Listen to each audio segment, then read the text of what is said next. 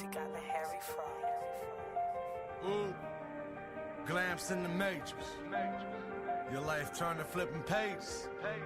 All the real talent behind them cages. And we're back, Overtime Live Sports Bet Radio, coming at you live from the Gulf Coast. Thank you guys for tuning in. Thank you to our sponsors at TeamSpacePoker.com. We have our UFC expert today when we're all tuning in for UFC Today, brought to you by Overtime Live. Russell Snyder, thank you for stopping by. How are you? Yeah, not too bad. Can't complain too much. Just blessed to be here another day and ready to talk about some of the controversial issues taking place in the community today. The MMA community, man, it's been in a lot of action. We saw Anthony Joshua lose his first fight this weekend. I mean, not his first fight, but he lost his title fight, I should say. And it's been a lot of upheaval in the UFC as far as their championship contendership. They're not getting a lot of action on the belts. They're not moving a lot. Nunez hasn't been able to, defend her title. And we're still waiting on Kamaru Usman and the heavyweight belt to really get tested. So yeah, hopefully we'll see Jon Jones pop back in at some point, but that's another thing that has controversy surrounding it, is him and his current situations yet again. His current legal situations he's put himself in to where he might be ruining his career once again. So thank you all for tuning in. Make sure you guys join the Overtime Live Sports Bet Radio group on Facebook and on YouTube. Be sure to like, subscribe, and notify. Make sure to hit that notification bell on Overtime Live Sports Bet Radio on YouTube, guys. We're giving away weekly prizes. We're currently doing our DraftKings Millionaire Maker with $1 million going up for first place. So just like and share and get your share of that prize. So we're coming off an action-packed sports weekend, including UFC 266. Felt like a Triller fight to me, honestly. Yeah. We had kind of what it looked like, man. I was really unimpressed with the way that Nick Diaz returned to the octagon. I was really hoping for a lot more from him.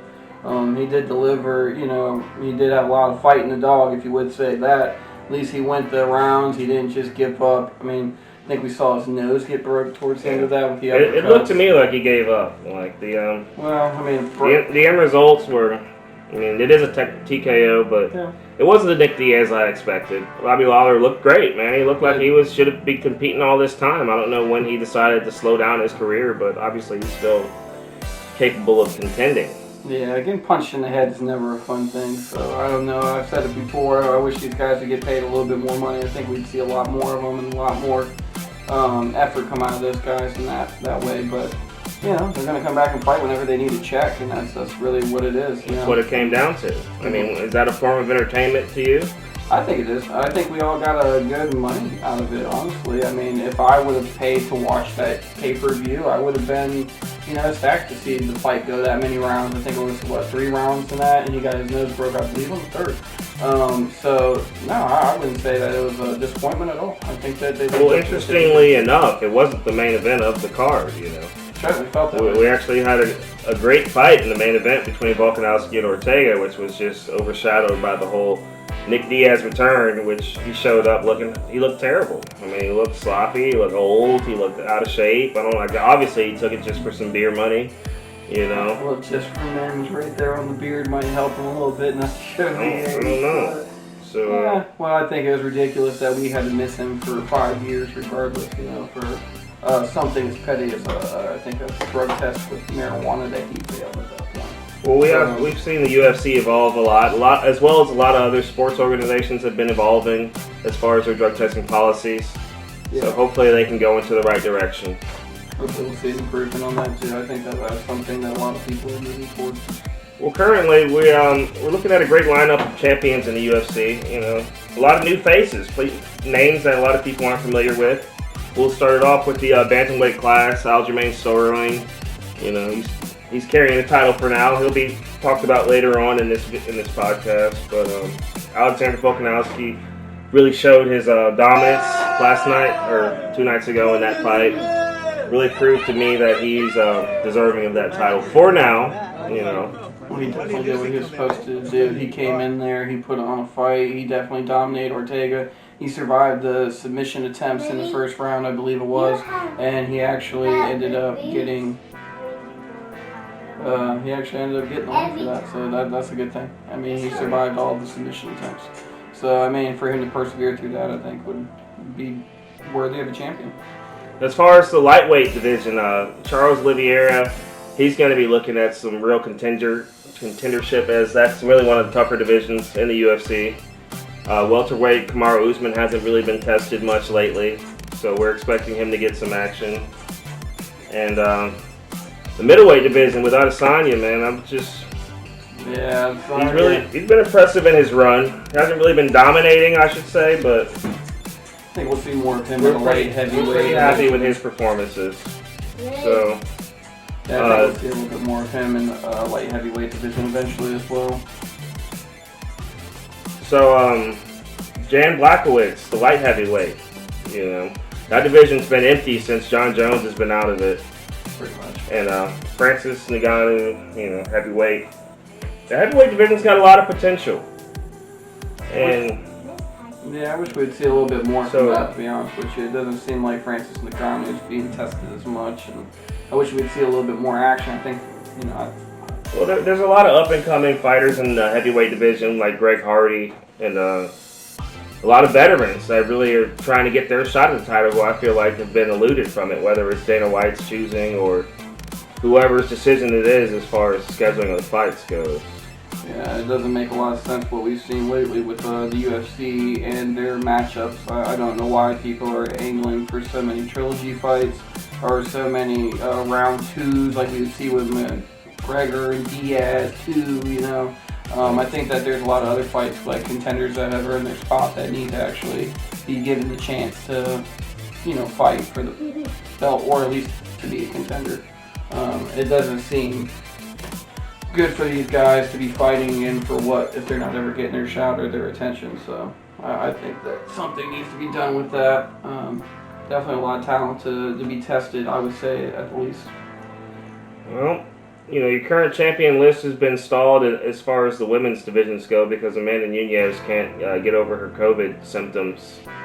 So she's just sitting on two of the women's titles right now. Interim. That's the only word I got for that. Interim. Yeah. You need to make an interim belt for each. Just the same way they do for anything that happens. I mean, it might not be the true champion, but you crown somebody else that will definitely be the first contender when the champion's available. I don't think divisions should be held up like this, the way they are. Yeah, it's definitely been stalled for whatever reason. I mean, it's unfortunate that she's going through COVID or anything. We wish her the best with that. But it's unfortunate for everybody. But we still want to see her fights, and, you know, people don't pay to watch nothing. You know, we want to see good matches. The biggest division being held up is going to be the heavyweight and the light heavyweight because of Jon Jones. So, as we anxiously await Jon Jones' debut as a heavyweight contender, we receive, you know, some bad news about the fighter. He's making bad decisions once again. Surprise, surprise. Yeah. So. Another controversy surrounding Jon Jones.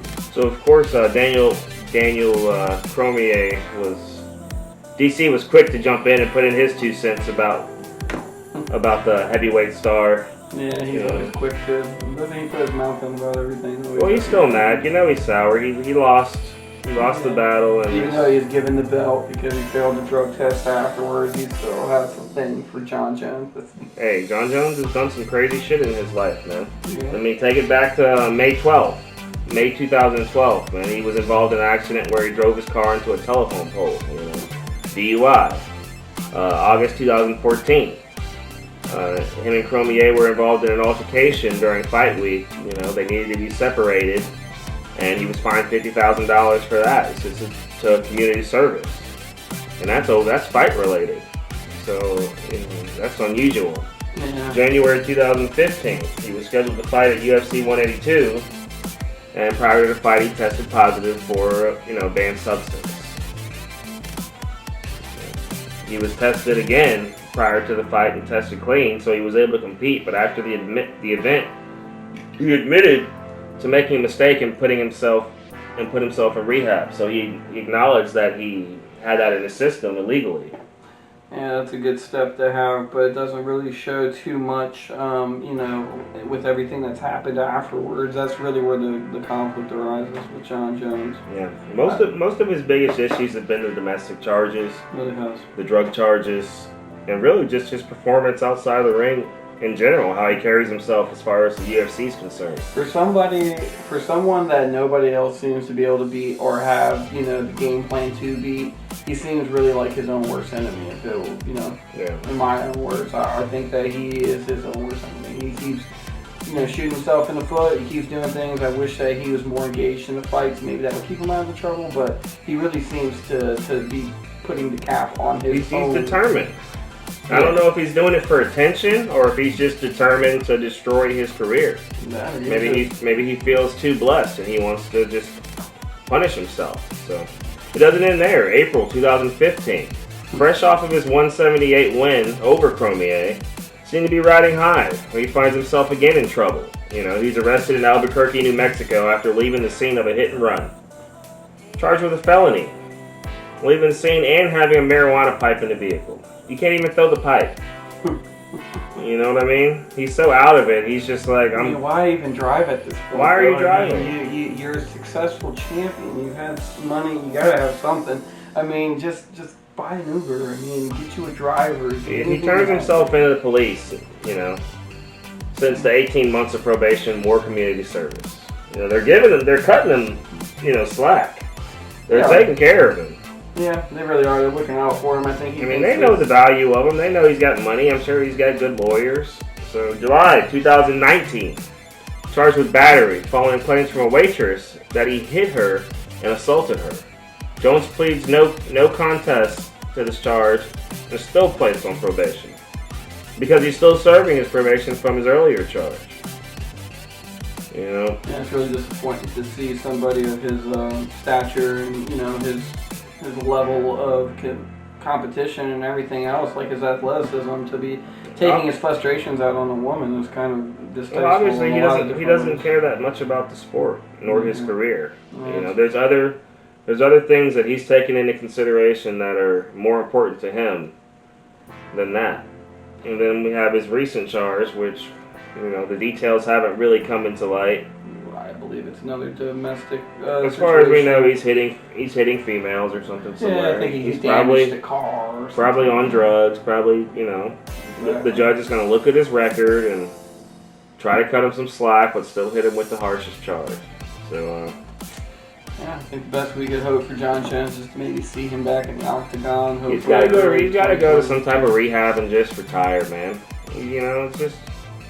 Yeah, but for somebody that went through all of those trials and tribulations to put on the weight, do it the right way, he looks great with his physique and everything. I really believe he was ready to compete, I believe. But his asking price from the UFC organization, I agree that he is worth some money. He was a long-time run champion. He did vacate his belt. He did invest himself into that time to become a heavyweight.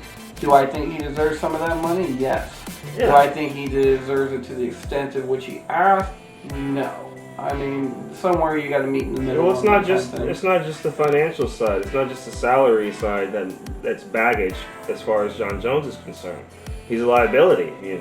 You can't count on him. You book him to headline an event, and he does some crazy shit, and next thing you know, you got to replace him with somebody. Yeah. So it's like, what is he really worth? The quicker you move on from Jon Jones, the quicker you can find the next Jon Jones. Yeah. And it's sad that we came to that, though, too. Somebody that showed so much promise earlier in his career and through his fight. You'd think if he would have just focused on that a little bit more, I think he would have avoided a lot of troubles in his life. Well, he really needs to. He likes trouble. We need to have somebody pull him out of that because he's ruining everything that he's achieved, in my opinion. It's sad to see, but maybe we'll see him fight again, hopefully. Maybe one day. So as long as Jon Jones is out, Amanda Nunes is out, it seems like Dana White's pretty tough looking for some superstar action. We're looking forward to the Poirier, but we got to have that storyline. So how do you rate Dana White's performance so far? Post COVID, obviously COVID was a game changer for everybody. Look, he's doing what he's supposed to do. He's scheduling the fights that people want to see. He's trying to keep all these fighters happy and stuff too. The whole pay raise thing, I mean, should I earn a little bit more money? Yeah, but the man has a lot on his plate, too. I can't really criticize somebody at that level that has that much going on. I think he's doing a good job. I mean, the UFC is obviously growing as a company, so, I mean, that has to show some kind of effect for him as well. Well, the man's worth $500 million. He's worth $500 million. Yes, he has to be doing something right, though. The UFC is a very successful organization. He launched the Fight Island. He's heavily involved in other sources of media, so he's looking for that next step as far as the UFC goes. He's constantly scouting. The relationship with DraftKings and some of his sponsors has really developed underneath Dana White's leadership. And he does what he needs to do, man. He uses these guys. He uses them to death. Yeah, but the thing I wish he would do a lot more of, just something that, in my personal opinion, again, I wish that they would bring back the sponsors for the fighters. Because with so much controversy surrounding the fighter pay and stuff, how easy would it be just to let some of these guys make their own agreements with, third-party companies? They have maybe you have regs on what the clothing can be, but you fucking advertise a damn weight supplement or, whichever stuff wants a website, and they're paying you money, and then you actually solve two problems with one. The fighter pay and getting a little bit more attention, I would say, in the UFC in general. Okay, that makes sense.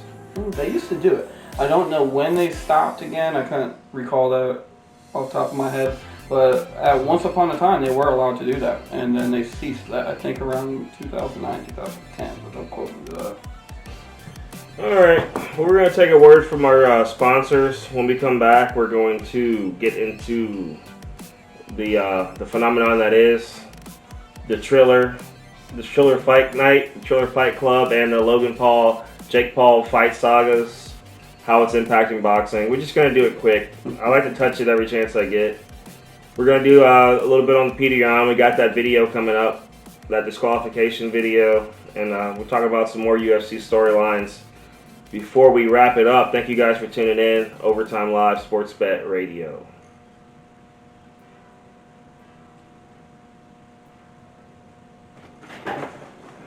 Stop it.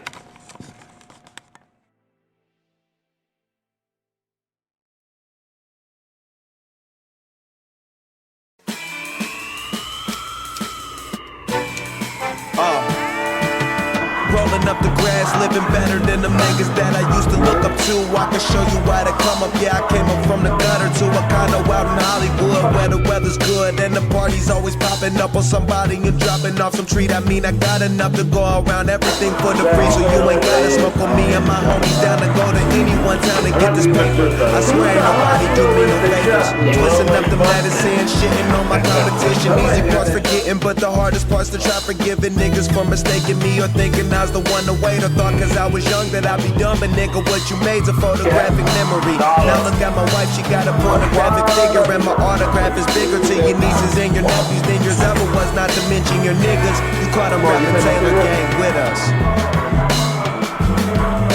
Everybody good?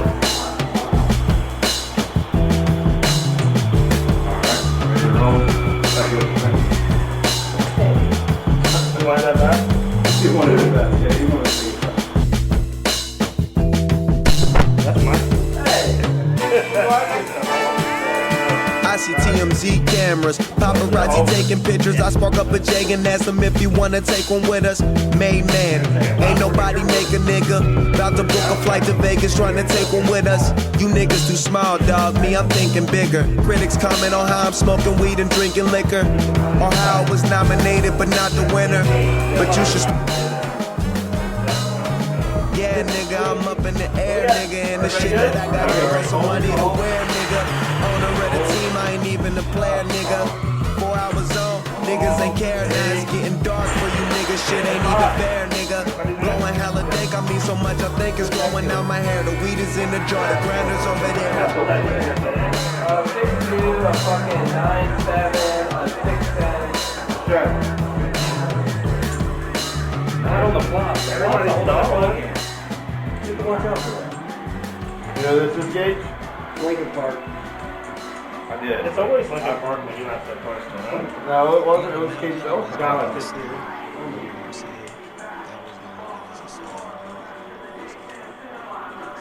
You know what CD this is off of, Rose? I do. Is it like time? And we're back, Overtime Live, Sports Bet Radio. Thank you guys for tuning in. Russell Snyder's in the building, our UFC expert analyst. So we're just talking about the state of the UFC today. Yeah. How do you feel about these Jake Paul, Logan Paul celebrity fights? These little entertainment spectacles. I hate it. Exhibitions. I hate it and I love it. It's a love-hate thing. Bad for the sport, it's good for the sport. Bad for the sport. Terrible for the Bad for boxing. sport. I mean, I guess if you're saying that the fighters are getting paid, but how do we know who's an actual fighter when people are taking dives? And it doesn't seem like we're seeing actual fights. Are they taking dives? I think so. I think without question, there's no way. Jake Paul hasn't even proved himself as a boxer. I mean, I think it's odd the choice of opponents that he has. I mean, he fought a YouTuber, a retired basketball player, a UFC fighter with a wrestler, and now he's had Tyron Woodley. But, you know, I mean, that's a questionable fight in itself. And that's 4-0. 4-0 is 4-0. Well, but he hasn't fought a boxer. I mean, not well, even what's interesting to me is his brother, Logan Paul, gets to fight the greatest boxer of all time, Mayweather. It's money. It's money. You know, and goes the distance with him. Yeah, Money Mayweather. How is that possible? Money, yeah, Money Mayweather ain't leaving his house unless he's guaranteed millions. You better have a brick to sleep on. You better have a bed made of $100 bills for that one. I mean, clearly Ben Askren and Lamar Woodley did not look like they were trying very hard in those fights. No. So, if you go back to Woodley's highlights, you know, you can see what he's capable of. I agree with you. He's an animal. I agree with you 110%, and I think that might be where some of the animosity is coming behind with Woodley being so, you know, determined to have another fight with him. It's probably because a lot of that. I think there's a Well, you see this tattoo that he got. Yeah. You know what I mean? And I'm hoping that he gets a rematch for that. I mean, it's kind of a bad spot on the finger. He held up to his part of the deal. Yeah. So, I mean, he deserves to get his, you know, multi-million-dollar, however much money rematch. I can't be mad at Woodley for that. I can't be mad at Woodley either. I'd get a tattoo for a multi-million-dollar contract right now, too. Hell, I can't even be mad at Jake Paul and Logan Paul and stuff either. I mean, if these guys are sitting there selling out these arenas and stuff, the way that they are, I mean, who is to hate on them for anything? Yeah, they're handling their business right now. Yeah, and they're sitting there selling out arenas, they're selling pay-per-views, they're doing everything that they need to do, they're generating all this money. And they're marketing themselves. They're laughing all the way to the bank, so it doesn't What's matter. crazy is they're already millionaires. Oh, yeah. I mean, Jake and Logan Paul already have more money than a lot of boxers will ever have. You know, and better careers than a lot of boxers are going to have. Exactly. They literally can make a video and people will send them a check for it. You know what I mean? They have the dream. I think they're starting their own fight promotion. If you want my opinion on that, I think that they're trying to start to Thriller. I don't think they're going to go far as professionals. I think that this is going to be something that kind of starts the company, and then they're going to try to promote maybe more of these fighters. Maybe we'll see them actually lure fighters in with better pay, and maybe we'll actually start seeing some better action. But I haven't been impressed. The Woodley fight was good. I liked the Woodley fight. That's the one thing I'll give it. The other ones with Ben Askren, that was laughable at most. I mean, what was that in the first round? It didn't even seem like he did much damage. He didn't even look like he was prepared for the fight when he showed up. It didn't look like he was trying. I mean, he literally didn't land enough blows to constitute damage that of a TKO or KO. I mean, he landed a soft hit to him and he just fell on the ground. So in your theory, you think these fights are probably, for the most part, rigged? I think. Yeah. Paychecks, you know. Who wouldn't take a fall for $1 million when you're getting $100,000 for the fight? You know what I mean? I don't even care at this point. I mean, you don't care. A lot of these guys are going out there training for what? 2-3 months for an actual fight where they have a chance of getting hurt and everything else, or they can go out there and dance around with Jake Paul for not even 2 rounds a lot of the times. Well, as far as I'm concerned, Tyson should fight both of them. So we're going to take one more word from our sponsor, and then we're going to come back with the Petr Yan footage. And a very close topic for Russell. He had some personal interaction about it. So give us 1 second. We'll be right back.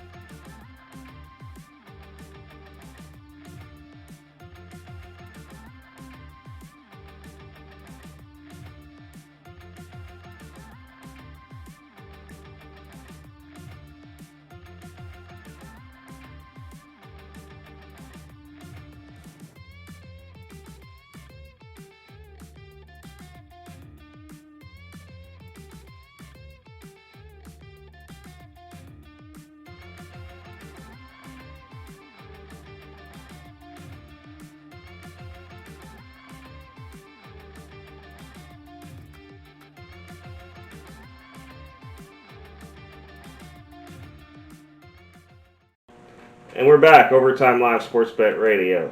So, are you familiar with the Petr Yan, Aljamain Sterling situation? All too much. All too much. You know, another great storyline for the UFC, man. They're really good at carrying these storylines somewhere. Yeah. So. Yeah, they're definitely ruffling the feathers with this one. Yeah. Whichever side of the fence that you stand on, I think Aljamain Sterling's losing a lot of people on the side of his fence with the procrastination. Yeah, he's definitely not in a hurry to get that rematch done. No, I think he's ducking Yan, if you want my personal opinions. But slowing down the whole bantamweight division. They now, can't move on without him. Well, now they're making an interim belt, and then that's something that he's going to actually have to seriously contend with. I wouldn't be surprised, honestly. I'm just throwing this out there. I wouldn't be surprised if Aljamain Sterling procrastinates for another 6 months and then medically retires just so he can say he's the champion, that he never lost, never take the beating from Yan, and then he can walk away into the sunlight thinking he's a champion, but everybody is still going to hold this same animosity, me included. Like, I can't stand it. Yeah, if he would have carried himself different after the fight, I think it would be a whole different story. I wasn't too much of a fan of either fighter before, but after watching that, like, Yan totally dominated him the whole fight. I believe that Aljamain Sterling was stalling the fight, intentionally grounding himself on the ground most of it, and then Yan was getting frustrated. He saw an opportunity when he had his hand on the ground. The referee said grounded. As soon as that hand came up, the referee didn't say anything. He didn't see the knee, and then he gave him a knee. And then Aljamain Sterling was so, traumatized and laying out and crying through the belt. That's the theatrics I don't agree with. You throw the belt and you act like it's distasteful. You don't want to win that way. But yet you're trolling fans and other people alike in the MMA community afterwards saying that you're the real champ. So, I don't know. I mean, I don't want to say anything against the guy. I don't know him personally. He could be a good person. I just not impressed at all with the way he's carrying himself after that fight. I don't see him as a champ. He's not a champ. No, I don't think so. It's just another great storyline for the UFC. They're struggling for ideas right now with Poirier and McGregor being put on hold. I'm sure they would have loved to get that trilogy fight out of that third one. Yeah, I'm sure sure they would. Poirier would have knocked him out. I hope he does. I hope one day we see it again, man, because McGregor's another person. I liked him a lot, rocked with the dude for a long time, but at some point, man, you got to draw a line, dude. Like, it's getting out of hand. You're punching old dudes in bars. You're talking about people's families now. You're just not backing it up either, quite frankly. You're not backing it up with the fights. So no, and then he's going out there and getting his ass whipped. He hasn't had a fucking good fight since when he fought Cerrone and he did good when he came back after retirement with Cerrone, but since then, I don't know where he's been. It's too much talking, not enough preparation. He's just not dominant anymore. He might need to retire from the fight game. I think he has his focus on other business ventures. He should. Okay. He should. He might try acting or something. So maybe King of Ireland. Besides that, you got Sean O'Malley's a great storyline. Exactly. Yeah. Great developing in the UFC. Great fight. Negreanu's rise to the top in that heavyweight division. It's a pretty tough heavyweight division. Another great fighter. Yeah, Negreanu, man, nothing can't be said about that, man. I mean, I was really hoping to see him and Jon Jones go at it, but Negreanu is one of those guys, man. Like, he's like a true heavyweight, man. Anytime he gets in the ring, there's no telling what's going to happen. Guys that big, I mean, one strike changes the whole outcome of the fight, and that's what's so entertaining about it. You don't see those go 3 rounds a lot. Those guys that big, too. No, and he's a beast, man. Hats off to Negreanu. That man came from nothing, man. He's made something out of himself. I'm happy to see him where he's at. They're going to make sure, and he's going to make sure and get tested, too, in that division, so... Yeah, I expect to see some big highlights. But we got some good upcoming fights coming up. October 30th, we got 267, where you'll get to see Black Witch Teixeira. That'll be a good defense. Sterling and Yan was scheduled for that night. Yeah, but I think that we're looking at Sterling has been pulled out for medical reasons. I think he wasn't reasons. Well, he wasn't medically cleared again. I mean, some might say they paid a doctor to say that, but hey, who knows, man? I mean, you're a champion. You can take this time. Go ahead and do it. But I just hope that we see him sooner than later, and I hope we actually do get to see the Yan and Sterling rematch, because that's something that's like my most anticipated fight. I want to see that. I think Yan has a lot of aggression saved up for that, man. So yeah. I'm really willing or wanting to see if Sterling's going to bring that same kind of energy to the It'll be interesting. Oh yeah, I'm sure. Oh man, well, I mean, it's going to be interesting. I don't think he has enough energy to bring to that. He didn't have any of that last fight. Yeah. That's for if you look at the highlights, I mean, you can see here just getting dominated. He's sitting there on the ground most of the time. I mean, he's not getting up. I mean, stalling the fight. He's kicking at him like he's like a little girl getting beat up or something. I know. He's flailing his feet. I really, in my opinion, I think when he couldn't take Yan down, being from a wrestler background and everything, I think he got frustrated when he couldn't take Yan down, and then he was getting beat up and punished with the striking. Yeah. He was not up to the skill or up to par. Them hands weren't up to date with Yan. And Yan was putting it to him. And that's why I think he was lost. And he found himself an out. Okay, can't be mad at you for that. But the way he's carried himself afterwards is distasteful, at least. And I'm not a fan of it at all. I'm hoping Petr Yan gives him what he needs and takes his belt back. So whenever they do get around to that fight, it'll be a treat. Yeah. So we'll have to just sit around and wait for that to happen. I'm hoping that Sterling doesn't take him to the ground the whole fight. But, we'll see it. I think that will be one that a lot of fans are actually looking forward to. In the meantime, we could there'll be a lot of good UFC fight nights coming up on ESPN leading up to October. Always. And November 6th, man, that's the big one. That's the Usman versus Covington 2. And we're going to see this race war come to a head. It will collide. Yeah. And it will go down. I'm sure everybody's got a favorite in this fight. Yeah, he's another one that's hard to root for, I like Covington a lot. I think Usman's a little arrogant, but at the same time, it's hard to root for somebody like Covington after he said all the stuff he said out of his mouth. He's just a heel, you always need heels. He's a racist individual, and he's kind of showed that, and he's letting his politics get a little too behind his fighting background. I don't think he'd have this fight if he didn't do that. Yeah. I don't think he would be marketed the same if he didn't put himself out there like that. So I agree. I don't think he's been relevant. Hats off to him. His manager told him what to do if he wants to have a career, because he's going to get knocked out again. Usman's going to beat the shit out of him, dude. Look at these highlights, man. I mean, he was punching the hell out of his face. Yeah, he was. I mean, hats off to the man. He got a broken jaw, fought through that, too. Yeah, and now he's got a rematch. Why do you get a rematch for getting your ass beat? That's what I don't understand about Dana White.